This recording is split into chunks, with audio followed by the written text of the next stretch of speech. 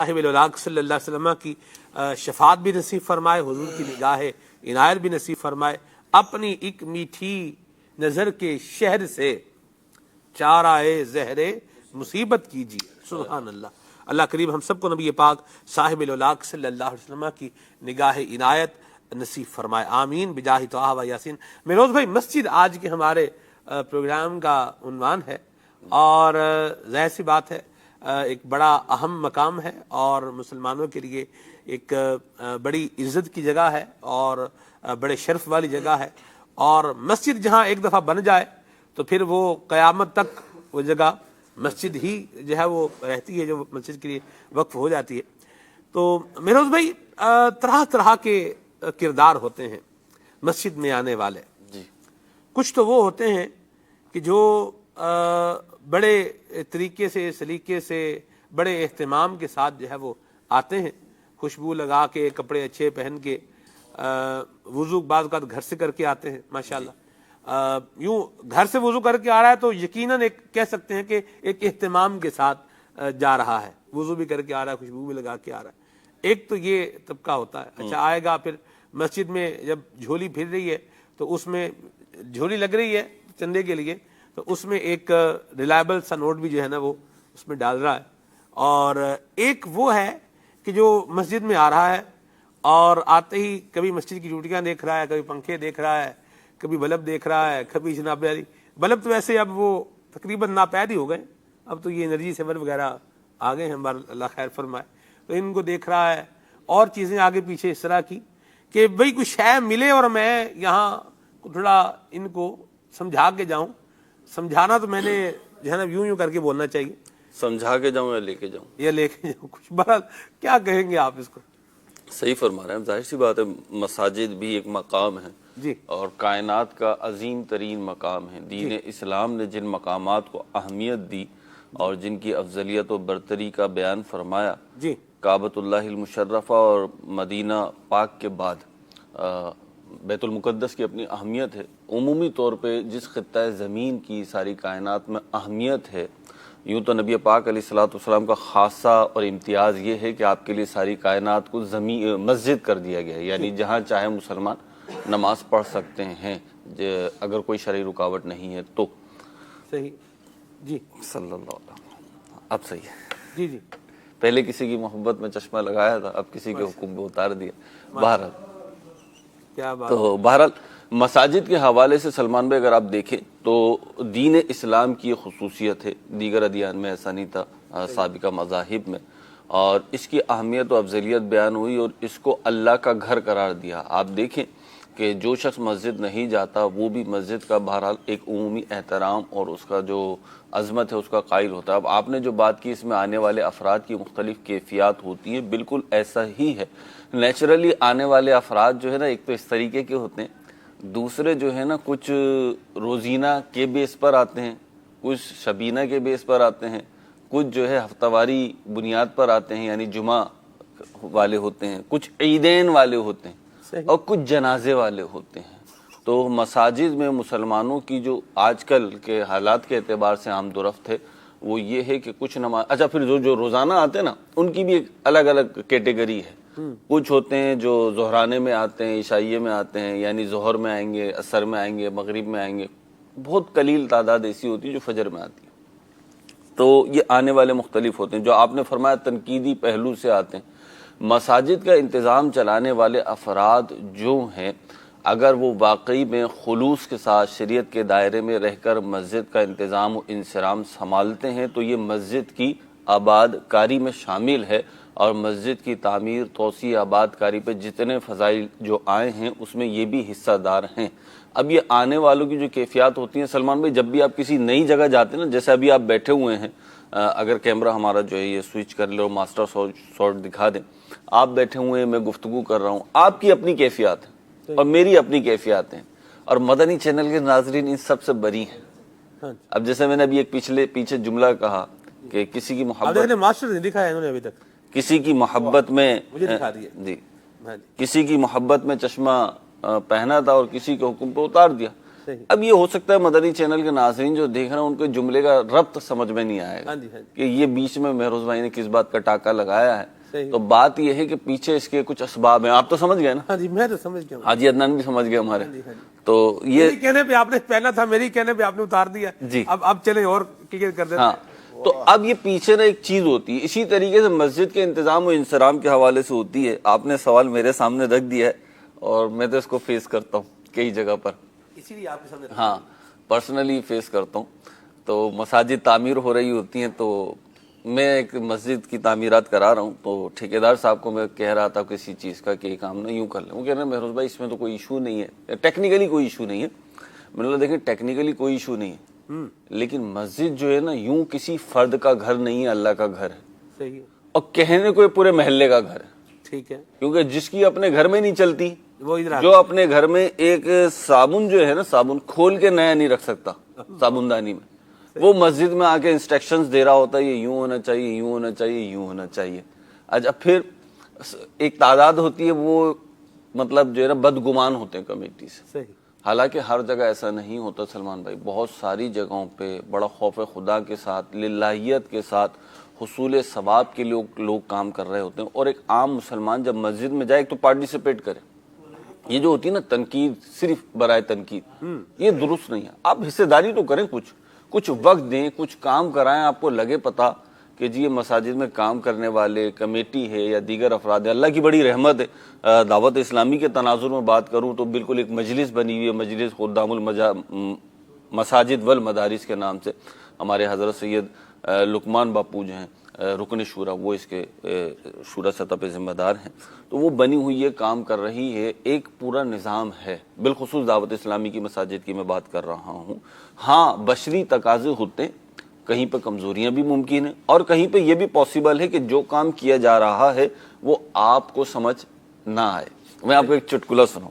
صحیح. ہوا یہ کہ جی مسجد میں ماربل لگوانا تھا, تو کسی صاحب نے مجھ سے رابطہ کیا, جی ماربل ہم دیں گے. دے دیں, کون سا دیں گے؟ کہ وہ ہم دے دیں گے, آپ ٹینشن نہ لیں. میں نے نہیں جی ٹینشن تو لینی ہے. تو جہاں یہ بات آتی ہے نا ٹینشن نہ لیں, پھر وہاں پہ زیادہ ٹینشن شروع ہو جاتی ہے کہ یا اللہ خیر اب کیا ہوگا. تو ٹینشن تو لینی ہے, آپ مجھے بتائیں کون سا دیں گے. کہنے آپ کو کون سا چاہیے. تو بہرحال میں نے انہیں بتایا کہ جی فلاں قسم کا جو ہے ہمیں ماربل چاہیے. کہنے وہ تو بہت مہنگا ہے. میں نے بولا جی مجھے اندازہ ہے مہنگا ہے, تو ہمیں تو وہی چاہیے. تو کہنے لگے وہ تو ہم نہیں دے سکتے. تو میں نے بولا پھر آپ دیکھ لیں, جتنا آپ کر سکتے کنٹریبیوشن آپ اتنا کر دیں. تو اس پہ انہوں نے مجھ سے سوال کیا. یہ میں پرسنل بات نہیں بتا رہا ہوں, لیکن اس میں تھوڑا سا تنقیدی پہلو ہے, اس لیے میں اپنے آپ کو لے کر آ گیا ہوں. انہوں نے کہا آپ کے گھر میں ایسا ماربل لگا ہوا ہے؟ میں نے کہا نا جی میرے گھر میں تو ایسا ماربل نہیں لگا ہوا. کہنے پھر آپ مسجد میں کیوں لگا رہے ہیں؟ میں نے کہا مسجد میں اسی لیے تو لگا رہا ہوں کہ میرا گھر نہیں ہے, صحیح, اللہ کا گھر ہے, قیامت تک رہنا ہے اس میں.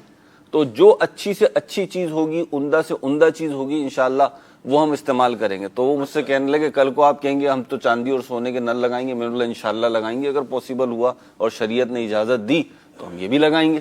تو بات کیا ہے کہ کمیٹیاں جو, اچھا یہ تو ایک ٹائپ بیان کر رہے ہیں, ظاہر سی بات ہے دوسری ٹائپ بھی ہوتی ہی ہے کہ جو الٹے کام کر رہی ہوتی ہے, اور پھر کوئی بیچارہ سمجھانے والا سمجھا رہا ہوتا ہے, اس کی سمجھ نہیں رہے ہوتے. لیکن ابھی ہم اس فیس پہ نہیں, ابھی تو ہم اس فیس پر ہیں کہ کام صحیح ہو رہا ہے, لیکن آپ اپنے مزاج سے سمجھنا چاہ رہے ہیں. مساجد سے اپنے تعلق کو جوڑیے, مسجد میں دل لگائیے. آج آپ دیکھیے کیفیات کیا ہیں, عدنان بھائی کو بھی اس کا تجربہ ہوگا, سلمان بھائی کو بھی ہے.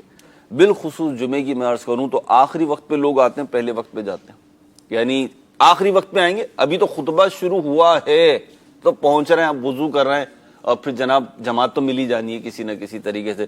پھر وہ امام صاحب بھی بیچارے, خطیب صاحب جو ہیں وہ 2-3 منٹ صفحے درست کرنے میں لگا دیتے ہیں کہ جو تاخیر سے آئیں یہ بھی جماعت میں شامل ہو جائیں. حالانکہ حدیث پاک میں آتا ہے کہ جن 7 افراد کو سایہ عرش میں جگہ ملے گی قیامت کے دن, جب کوئی سایہ نہ ہوگا اس وقت سایہ عرش میں جگہ ملے گی, ان میں سے ایک فرد وہ ہوگا جس کا دل مسجد میں لگا ہوا ہے. ایک نماز کے بعد وہ اپنے کاموں میں تو چلا گیا, لیکن اس کا دل مسجد میں لگا ہوا ہے, تو اس شخص کو سایہ عرش ملے گا.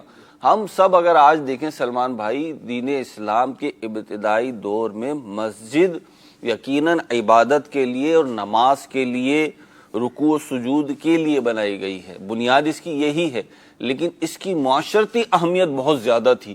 نبی پاک علیہ الصلوۃ والسلام کی ظاہری حیات میں، پھر خلفاء راشدین کے دور میں، پھر علماء ربانیین کے دور میں آپ دیکھیں، اور مسلمان جب عملی طور پر مضبوط تھے تو مسجد ایک طریقہ تھا معاشرتی زندگی کا، وہاں سے آپ کو رہنمائیاں ملتی تھی۔ نبی پاک علیہ الصلوۃ والسلام صحابہ کے بارے میں پوچھا کرتے تھے، ان کی دکھ تکلیف کا پتہ چلتا تھا۔ آج آپ دیکھیے کوئی مسجد نہیں آ رہا تو کسی کو کوئی ٹینشن نہیں ہوتی، نہیں آ رہا روٹین ہے، نہیں آیا تو نہیں آیا۔ لیکن پہلے ایسا نہیں تھا، پہلے یہ تھا کہ اگر ایک مسلمان مسجد میں نہیں آیا تو وہ یا تو مصروف ہے یا کسی مصیبت میں گرفتار ہے بیچارہ، تو اب اس کی خیر خواہی کریں، اس سے پوچھیں۔ آج ہمارا تعلق کمزور ہو گیا، ہم مسجد میں برائے نام جاتے ہیں، برائے نام آتے ہیں، حالانکہ ہونا یہ چاہیے مسجد کی کمیٹی انتظامی حوالے سے ہوتی ہے، دیگر چیزوں میں تو ہم معاونت کر سکتے ہیں۔ میں اکثر کہتا ہوں نمازیوں سے اپنی مسجد میں کہتا ہوں کہ بھائی آپ آئیں، پارٹیسپیٹ کریں، یہ صرف تنقید برائے تنقید جو ہے یہ درست نہیں ہوتی، اور بہت ساری جگہوں پر آپ کو بھی تجربہ ہوگا کہ جب آپ تنقید کر رہے ہوتے ہیں، جب تک کر رہے ہوتے ہیں جب آپ میدان میں نہیں اترے، جب آپ میدان میں اترتے ہیں، پریکٹیکل لائف میں اترتے ہیں، تو پھر آپ کو پتہ چلتا ہے جناب کتنے 4 آنوں کو ملا کے جو نا 16 آنے بنتے ہیں، اور کتنے روپوں کو ملا کے 100 کا نوٹ بنتا ہے، اور کتنے 100 کے نوٹ ملا کے 10,000 روپے بنتے ہیں۔ تو یہ آپ کو پریکٹیکل لائف میں آ کے پتہ چلتا ہے۔ تو آپ اپنا تعلق مساجد سے قائم کیجئے، اپنے بچوں کا تعلق مساجد سے قائم کیجئے۔ کیوں قائم کریں سلمان بھائی، قائم کیوں کریں بھائی؟ اس لیے اللہ کی رضا پانے کے لیے، اور مساجد جو ہیں یہ اہل ایمان کا شعار ہیں، اسلام کا شعار ہیں، اور مساجد تعمیر کرنے والے جو ہیں ان کو قرآن و حدیث میں ایمان کی علامت کے طور پر لیا گیا ہے کہ جس کا مسجد سے تعلق ہے اس کے ایمان کی گواہی دو، جس سے مسجد میں آتا جاتا دیکھو۔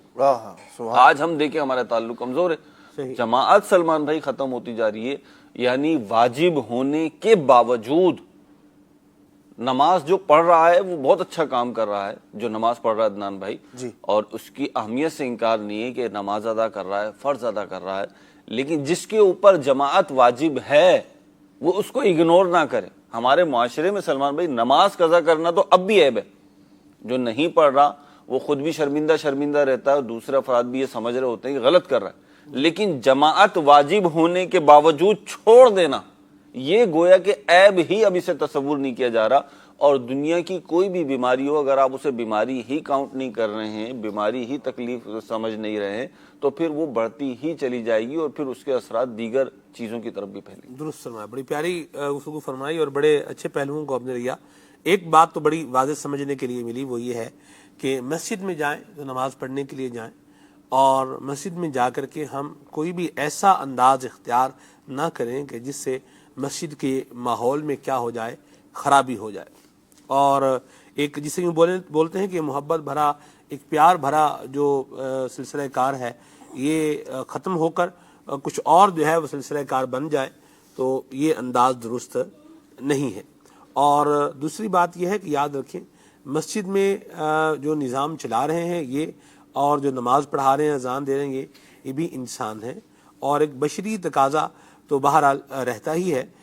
بعض اوقات توجہ بھی نہیں ہوتی، بعض اوقات غلطی بندے سے ہو جاتی ہے، انسان سے ہوتی ہے۔